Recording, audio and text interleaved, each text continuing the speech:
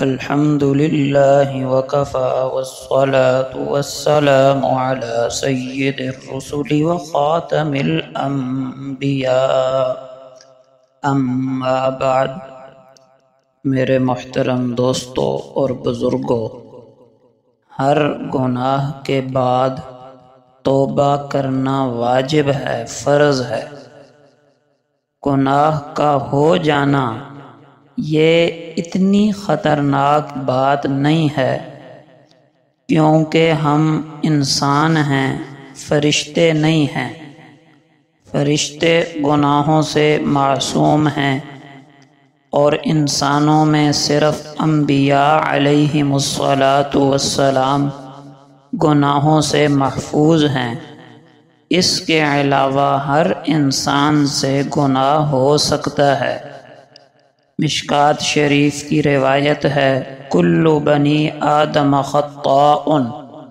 آپ صلی اللہ علیہ وسلم نے فرمایا، تمام بنی آدم خطا کار ہیں، وخیر الخطائین التوابون، اور ان میں بہترین خطا کار وہ ہیں جو توبہ کرنے والے ہیں۔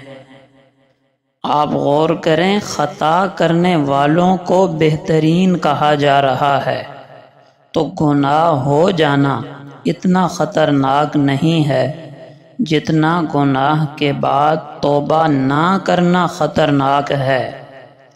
کیونکہ میرے دوستو، گناہ سے توبہ میں تاخیر کرنا، توبہ کو ٹالتے رہنا، اس سے بسا اوقات توبہ کی توفیق سلب ہو جاتی ہے۔ توبہ کی توفیق ہی سلب ہو جائے، کتنی خطرناک بات ہے۔ لہٰذا پکی سچی توبہ کرنا ضروری ہے۔ لیکن کبھی شیطان وسوسہ ڈالتا ہے کہ پتہ نہیں میری توبہ قبول ہوئی ہے یا نہیں ہوئی، تو علماء نے اس کی 3 علامتیں لکھی ہیں۔ توبہ کی قبولیت کی پہلی علامت، پہلی نشانی کہ بندہ توبہ کے بعد نیکیوں کی راہ پر چل پڑتا ہے۔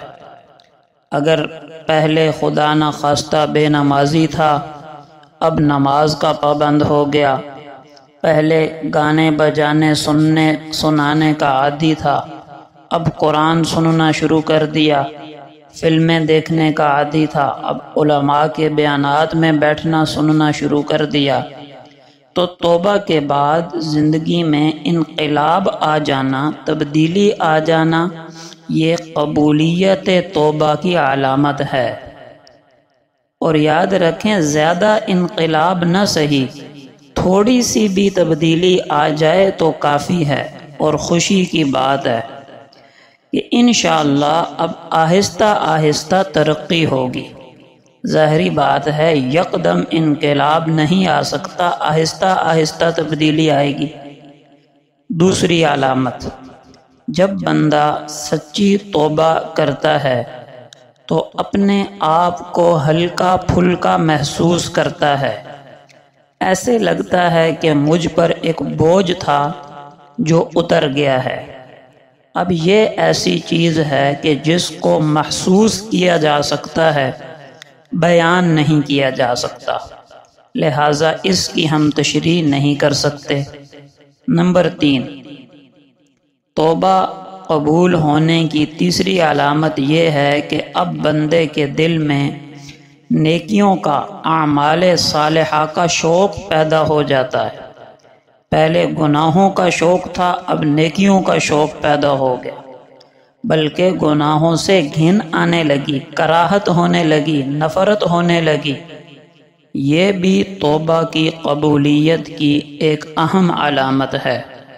یہاں سیدنا فاروق اعظم رضی اللہ تعالی عنہ کی ایک بات یاد رکھیں، بڑا پیارا، بڑا خوبصورت اور بڑا اہم جملہ ارشاد فرمایا کرتے تھے۔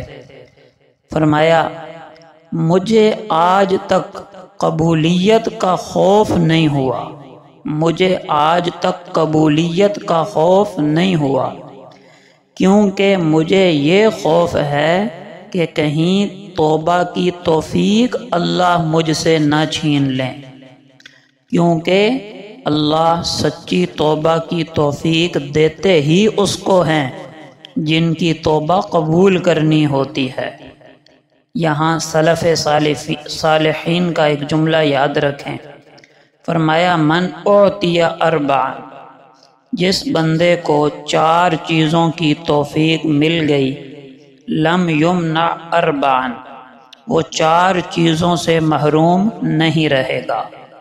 نمبر 1، من اعطی التوبہ لم یمنع القبول، جس بندے کو سچی توبہ کی توفیق مل گئی وہ قبولیت سے محروم نہیں رہے گا۔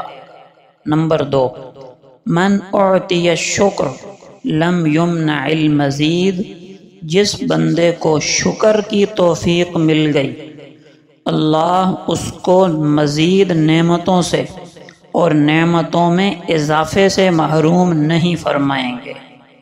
نمبر 3، ومن اعطی الاستخارہ لم یمنع من الخیر، جس بندے کو استخارے کی توفیق مل گئی اللہ اسے خیر سے بھلائی سے محروم نہیں فرمائیں گے۔